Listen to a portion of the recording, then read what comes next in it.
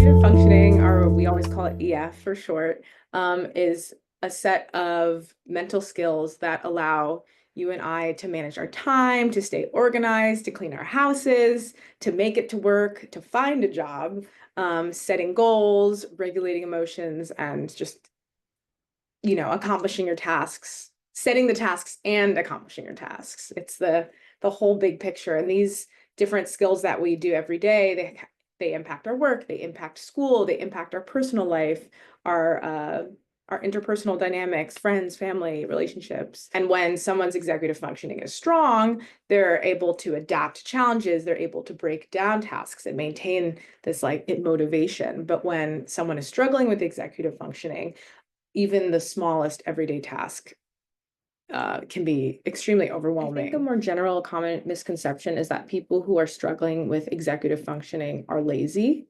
or unmotivated. And that is so often the opposite of what we're seeing. And the reality of when things are overwhelming, we freeze up or we avoid it. Avoidance is huge. Or we find other things to do that allow us to distract ourselves from the bigger tasks at hand. But that's not laziness. There's more there. And I think that it's important to note that executive functioning struggles are stemming from neurological differences. They're not stemming from this laziness, that the word people throw around a lot. That's always the question. I think that seeking help is important at any point of your journey, and executive function support ranges. Every client is different, every client is unique. But I think when things are really feeling unmanageable and the emotional, physical support, sometimes you need a little bit extra. You need that extra boost. The dorm has incredible therapists, has incredible coaches, has incredible nutritionists, etc. But this is that extra level of support that kind of adds to that continuation of a holistic healing approach. And emotional well-being plays a huge role in executive functioning. Anxiety, stress, burnout, depression, you name it, that's gonna impact someone's executive functioning. And that's why it's so important that we have executive functioning in these types of programs, because you have to incorporate mindfulness and self-compassion and emotional regulation techniques into healing. There's no way to separate the two in a way that's successful. Nothing typical, I think, about the dorm or about executive function coaching in all the best ways.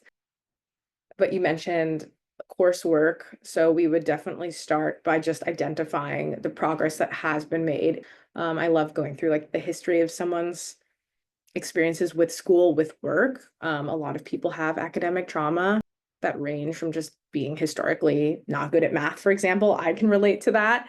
So that just knowing that they have to take a required math class can be the most earth-shattering thing to be told by their academic institution, but finding ways to break it down. There's different executive function skills like chunking. So we take the bigger task at hand and we break it into much smaller manageable That's such a big question. But I think externalizing information is a huge one. So often where we know what we have to do. We fall asleep thinking about the things we have to do the next day. We wake up and we're like, oh my God, I have to meal prep. I have to see my friend. I have a pop quiz. I have my therapy. I have my coaching. There's so much that we can remember in such a short amount of time. And then oftentimes it's gone by I don't know, an hour, halfway through the day, whatever your brain does. It oftentimes leaves us, and externalizing information is allowing us to use tools like calendars or planners. I love a Post-it note, putting Post-it notes on your bathroom mirror, on the back of your front door, on your notebook, on your, computer, on your laptop, right next to the keypad. Anything to remind yourself repeatedly of the things that need to get done is really helpful. I think that being able to see improvements in time management is huge. Task completion is huge. Even just awareness of tasks. Many times we'll start our first initial session.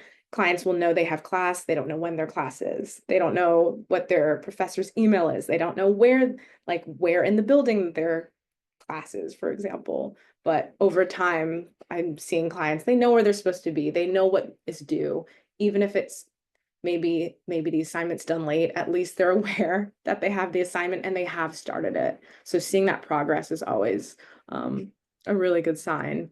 And also self-confidence. As we start to see ourselves showing repeat patterns and doing something that positively supports ourselves and our well-being and our day-to-day life, we start to feel more confident.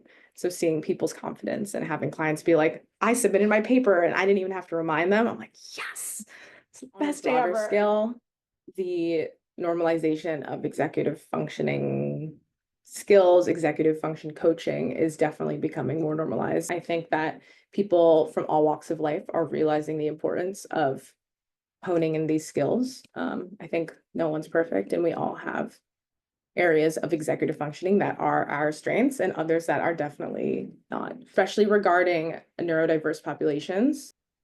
Executive functioning is another tool and method in supporting people in healing and becoming the best version of themselves.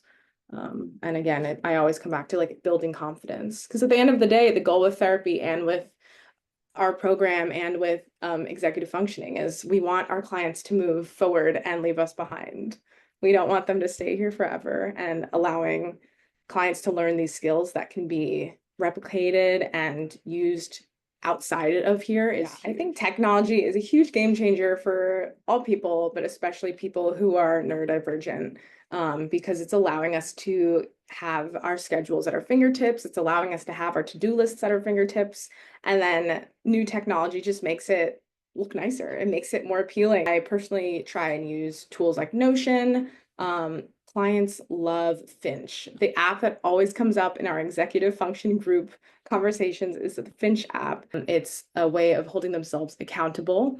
And when they accomplish their daily to-dos, whether it's brushing teeth, waking up on time, attending 5 groups, they check it off in their app, and then the Finch, I think it's like a cute little bird, it responds positively, and it kind of like helps them keep their digital pet alive while building confidence. Depending on where you're at in your healing journey, whether you're in our program or you are someone who's just beginning their journey independently, definitely asking for help. I'll always ask for help. Accountability buddies are incredibly helpful as well. Finding people in your community that either have similar goals so that you can work with other community members to reach those goals, whether it's sobriety, whether it's learning an instrument, whether it's making sure you're getting outside at least one time a day and, getting away from the screens and your phone. Having accountability buddies is huge for executive functioning. And start small. Start small. There's the goals, you will reach your goals, but you need to break it down into smaller bits pieces. Training definitely gives me a deeper understanding of the emotional and psychological factors that are impacting executive functioning. A lot of executive functioning challenges are intertwined with anxiety, self-doubt, past experiences of feeling overwhelmed, or feeling like not enough.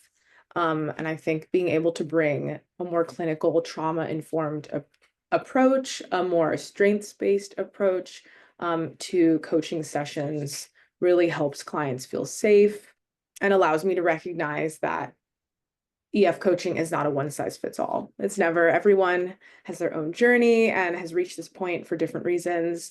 And this really allows a more clinical approach to address the unique cognitive landscape that clients are facing and taking on, while also working with the dorm on other elements of health and wellness.